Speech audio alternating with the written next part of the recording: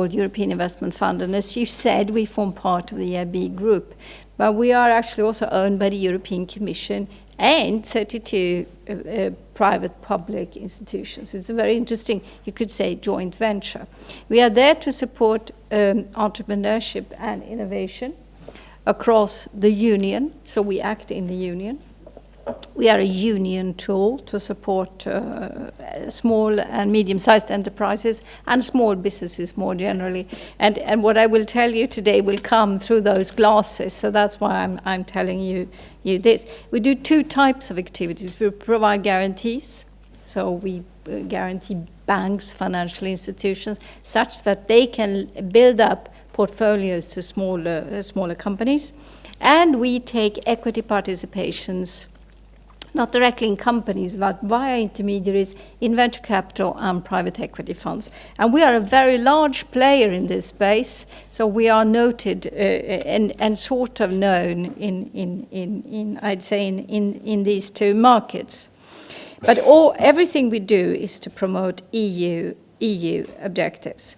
Now, sorry to be long-winded, but I'll just say a couple of words also about this rather ambitious gender strategy that we launched together with the EIB end of 16, and we introduced a gender action plan beginning of this year. There are two phases. The first phase is one where we are looking at finding facts. We are mapping out the problems, both of EIB and EIF, and I will only talk about EIF today.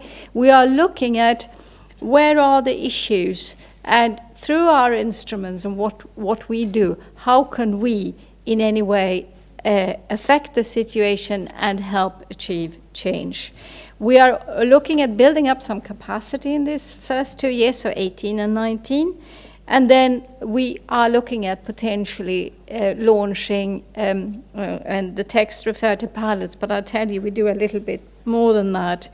And then 21, we'll evaluate what we've done with the view to ascertaining whether we have achieved anything and we have any measurable results.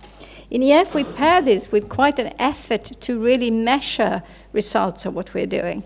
I've been with EIF for very long, and when I started, we weren't good at this. We were just doing what we did, I would hope, rather well, but we weren't following up really on impact. But today, we've bettered ourselves, and we are looking at following up on our tools to see what is the real impact. As concerns the gender issue, you will appreciate it's not all that easy, and I will also talk to you a little bit about why that is in the financial sector, which is the sector that I am and we are covering. Now,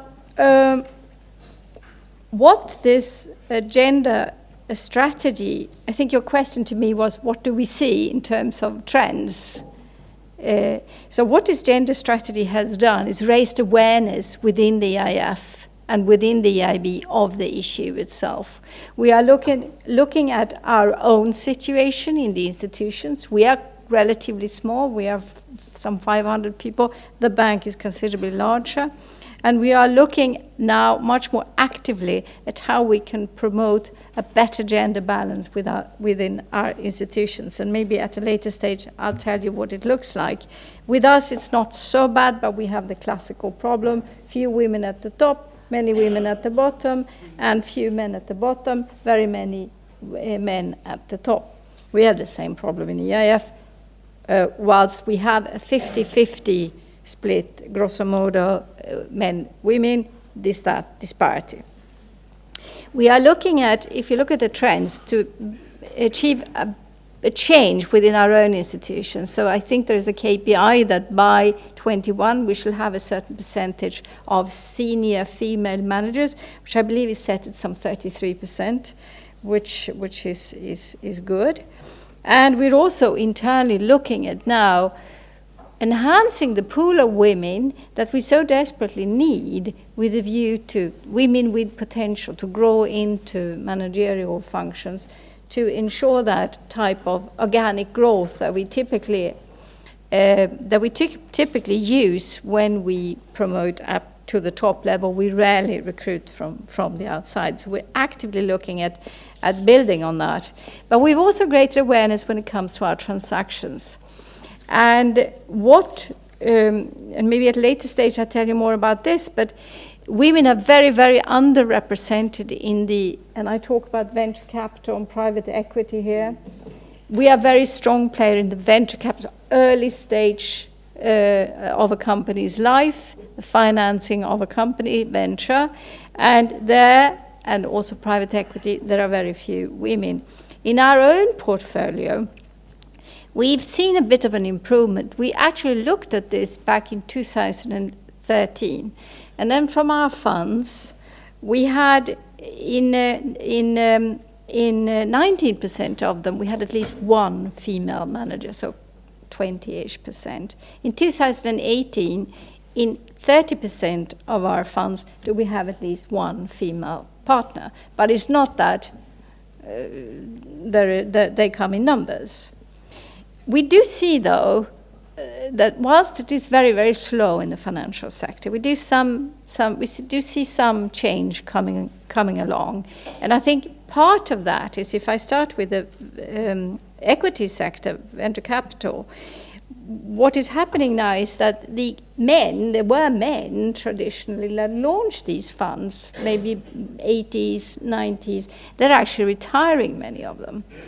And they are replaced by men mostly, but these men are young, and they tend to see things a little bit differently. They're more open to this type of change, and there is a greater appreciation of what we in this room, I think, all agree on, that diversity leads to a higher performance. It is not just an equality issue. If you don't care about equality, you'd still promote it, because it is frankly leading to greater efficiency and productivity. And I think there is a realization among the very educated younger people that this is true. Not only men, women, but also other types of diversity leads to enhanced productivity.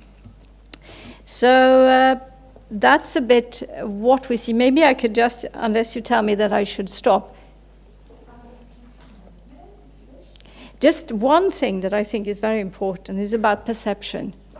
Perception of what we are like, men and women. And I don't think it's just a male problem, men looking at women in a certain way. I think we tend actually to look at ourselves also in a certain way with certain glasses. And there is that pre-cooked idea that men are very good at creating values, they like taking risks, they're doers, whereas we women, we're very good at preserving values. We're very good at ensuring status quo, but we are generally quite risk averse. And that type of perception, I think, it's very, very difficult to get rid of it.